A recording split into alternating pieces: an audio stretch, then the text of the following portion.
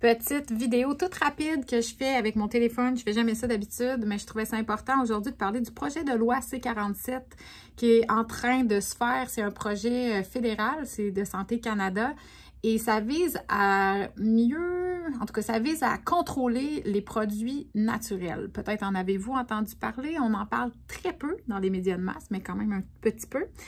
Le but de ce projet-là, c'est supposément que les produits de santé, les produits naturels sont pas assez contrôlés et donc on n'est pas vraiment au courant des effets indésirables, des effets secondaires, les gens les rapportent pas et c'est tellement dangereux. Et là, soudainement, ça a l'air à vraiment poser problème à Santé Canada qui veut avoir un meilleur contrôle sur les produits de santé, les produits naturels. Ce que ça va faire, l'impact majeur, c'est que ça risque de rendre l'accès beaucoup plus difficile à ces produits-là. Et là, on parle vraiment d'homéopathie, de suppléments de vitamines, etc., etc. Donc, ça risque de faire flamber les prix ou de rendre carrément inaccessibles certains médicaments, certains produits. Donc, tous les magasins comme Avril, Taux, ceux qui distribuent des produits naturels ont commencé à en parler, à faire du bruit.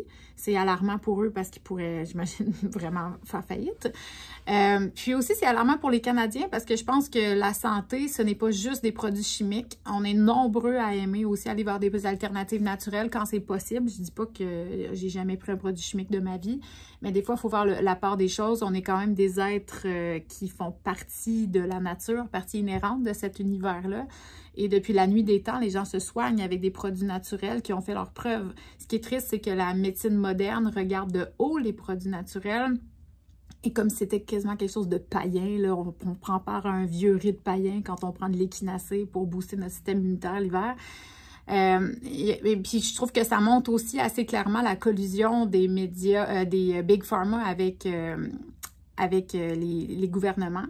Parce que c'est coordonné. On voit ça aussi en France. Il y a un projet de loi là, qui vient d'être déposé par l'Ordre des médecins en France pour disant qu'ils sont perturbés, qui ont un problème là, avec les produits naturels.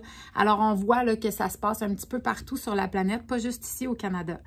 En ce moment, si je fais une vidéo là tout de suite, c'est parce que je voulais vous parler que pour la semaine en cours, là, on est le 3 août, jusqu'au 10 août, vous pouvez aller sur un lien que je vais mettre en dessous de la vidéo qui est pour vous faire entendre. C'est la consultation publique, en fait, qui va se poursuivre jusqu'au 10 août. Et là, vous pouvez dire ce que vous pensez de tout ça. Alors, si vous avez envie d'aller écrire, c'est un formulaire que vous pouvez remplir en ligne. Je pense que ça vaut la peine. Et l'autre affaire, il y a une pétition qui est disponible jusqu'au 8 août. Alors, le lien aussi va être sous la vidéo. Je pense qu'il est important qu'on se fasse entendre. On est pendant la semaine de la construction, hein, c'est les vacances. Tout le monde a d'autres choses à faire. Les gens ne sont pas devant leur ordinateur. C'est un petit peu insidieux, un petit peu plate que ça se passe là, présentement. Est-ce que c'est un hasard? Dieu seul le sait. Mais ça vaut la peine de faire en sorte que cette vidéo-là soit le plus virale possible. Je trouverais ça fort dommage qu'on puisse plus avoir accès à des produits naturels.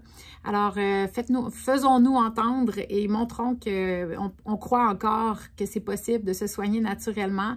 Et bizarrement, ben, Santé Canada fait ça, mais de l'autre côté, ben, ils ont autorisé une injection expérimentale à ARN messager qui était prioritaire pour les femmes enceintes et les enfants. Et ça semblait pas leur poser problème. Mais le ginkgo biloba, par exemple, et le ginseng, vraiment, là, il est temps qu'on réglemente ça. Alors, si vous trouvez ça curieux, allez cliquer sur les liens en dessous de cette vidéo.